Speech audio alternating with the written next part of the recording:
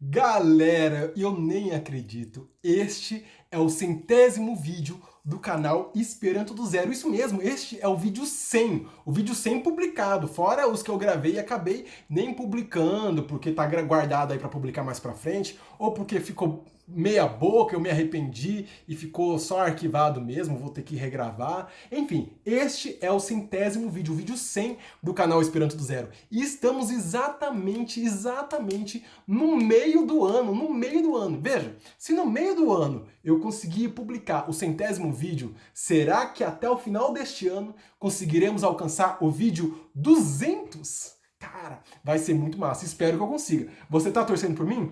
Me dá aí dicas, me dá aí o que você quer saber, o que você quer ouvir de conteúdo, de assunto, perguntas que você tem para fazer sobre o Esperanto. Coloca aí nos comentários que eu vou pensar sobre isso, vou tentar ir atrás dessas respostas ou atrás desses temas e vou tentar fazer vídeos aqui para vocês. Não posso prometer que vou fazer vídeos de todos os assuntos, porque talvez eu não saiba a resposta, ou talvez a gente tem que estabelecer prioridades. Talvez eu acredito que vão ser muitas respostas.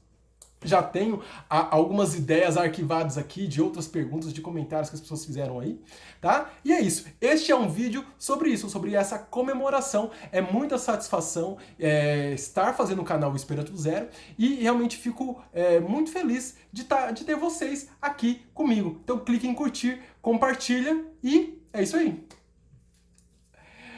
E para você que assistiu o vídeo até aqui e resolveu não desligar, eu vou aproveitar. É porque você realmente gosta do canal Esperanto do Zero, então eu acho que eu vou brindar vocês com um pouco da minha história, que eu acho que quem assistiu o vídeo até aqui quer um pouco saber da onde que eu vim, ou sei lá, da onde que surgiu essa ideia de criar o canal Esperanto do Zero, né?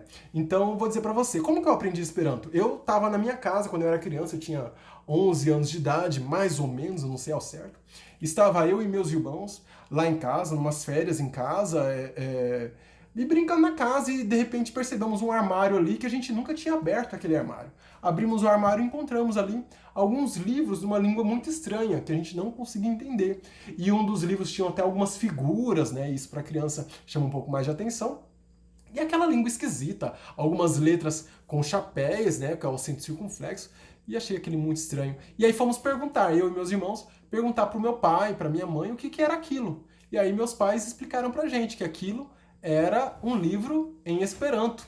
E aí nós descobrimos que os nossos pais falavam Esperanto. Olha que engraçado. Meu pai e minha mãe falam Esperanto, já falavam Esperanto, e eles nunca tinham comentado isso com a gente. Eu já tinha 11 anos de idade e eles nunca tinham comentado isso com a gente. A gente não me lembro de ter ido em congresso de Esperanto antes disso, apesar de que depois eu descobri que eu, quando bebê, fui levado para um congresso de Esperanto. Mas enfim, eu não lembrava porque eu era um bebê, né? E meus pais. E aí eu lembrei, né? Fui resgatando algumas memórias de quando era criança e eu me lembrei que eu já tinha visto os meus pais falando em Esperanto. Eu me lembro que teve algumas situações que de repente eles estavam falando uma língua que a gente não estava entendendo.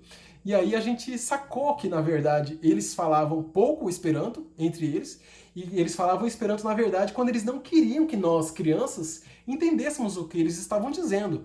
Talvez porque eles estivessem falando de assuntos impróprios para crianças, ou porque talvez quisessem fofocar sobre o vizinho, sobre alguma pessoa, e que não queriam que as crianças entendessem. E aí eles conversavam entre eles em Esperanto. Eu lembro que na época eu fiquei até meio bravo assim, cara, mas por que não falaram Esperanto comigo desde quando eu nasci? Eu seria um esperantista nativo, não é? Eu saberia Esperanto aí desde criança, seria muito mais fácil, pensei eu. E na verdade seria mais fácil mesmo, né? Você aprender Esperanto desde bebê é muito mais fácil. Mas perderia um pouco o gostinho de estudar Esperanto depois, né? Que foi uma coisa que eu gostei muito.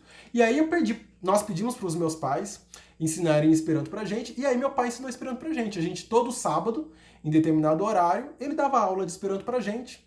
O meu pai não era, assim, um professor tão bom, mas considerando que ele não tinha nenhuma licenciatura, ele intuitivamente ele tinha lá a didática dele, né, uma didática própria, e também no professor de Esperanto que ele teve. Então ele replicou o método que ele aprendeu Esperanto com a gente e a gente aprendeu Esperanto, né? Um pouco com meu pai e um pouco indo em congressos e também lendo depois muito, né? Lendo bastante. E aí acabei aprendendo Esperanto Fui em alguns congressos de Esperanto, inclusive um congresso internacional de jovens esperantistas, que foi quando eu realmente senti que eu realmente estava com uma fluência boa no Esperanto, e foi quando eu também fiquei muito...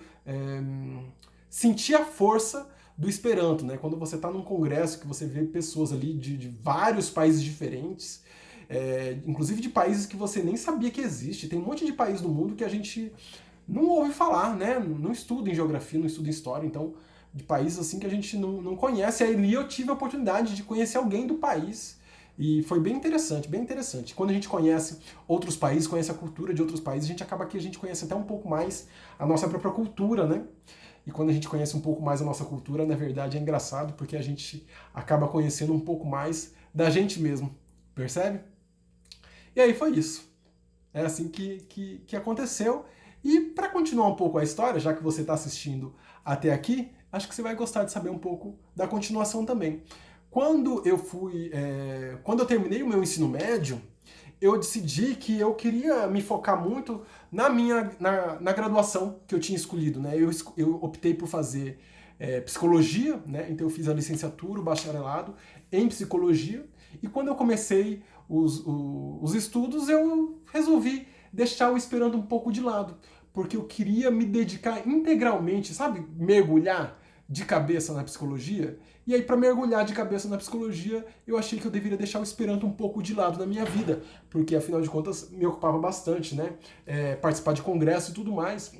E aí foi quando também eu quis melhorar o meu espanhol, então entrei fundo também no espanhol, estudei bastante espanhol. Espanhol me ajudou muito na psicologia, né? A gente estudava muito textos em espanhol, porque algumas traduções para a língua portuguesa não eram muito boas e as traduções para o espanhol eram muito boas, então, enfim, aí foi esse o caminho que eu segui. E depois que eu terminei a graduação em psicologia, bom, aí você termina a graduação, o que acontece? Você está desempregado, né? E aí você consegue um trabalho, e aí um trabalho vai depois do outro, depois... enfim, várias coisas que foram acontecendo na minha vida, nessa fase já de um jovem adulto, né?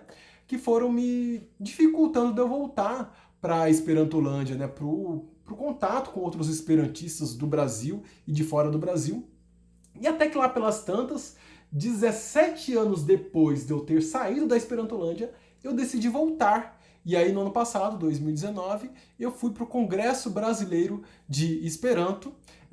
E aí já que eu ia voltar para o Congresso, ia voltar para a Esperantolândia, eu decidi que depois de tanto tempo eu não podia voltar muito tímido, tinha que voltar, e do mesmo jeito que eu mergulhei de cabeça na psicologia, eu resolvi mergulhar de volta, de cabeça, na Esperantolândia, e voltei no Congresso Brasileiro de Esperanto, já propondo uma palestra, né, que eu dei lá, uma palestra em Esperanto, sobre a capacidade do Esperanto de libertar o nosso pensamento, que inclusive já foi tema, foi o tema da palestra que eu dei lá no Congresso Brasileiro de Esperanto, e foi também tema de um dos vídeos que eu já fiz aqui, e vai ser tema de uma live que ainda vou fazer daqui a pouco, daqui poucos dias, aqui no canal do YouTube do Esperanto Zero. Você não pode perder, essa live vai ser legal. Olha só o tema, o Esperanto liberta o pensamento. Cara, vai ser massa essa live.